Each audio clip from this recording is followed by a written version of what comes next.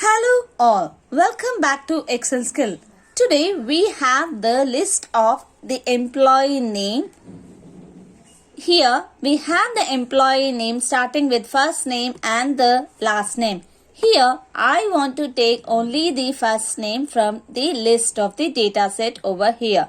So now with the usage of the left function and the find function, I would retrieve the employee's first name over here. Let us start how to get this usage of left and the find function.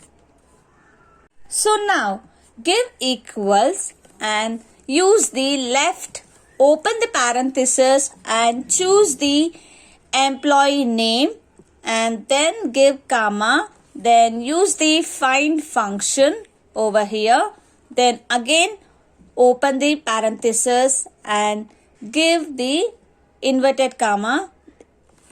This inverted comma will help us to, if there is any space or between the first letter of the employee, it will pick. So in order to give the special character, you are giving this inverted comma. Now again choose the employee name over here, then give -1. I'll close the parenthesis and give -1. Why you're using the -1 is to, in order to eliminate the special character after your first name. For example, if there is any first name, if there is any space after the first name, we should not be getting any space after the first name. Hence, you are using the -1 to eliminate the special character. Like this, do the Ctrl D for the rest of the records and you will get the first name of the employee list.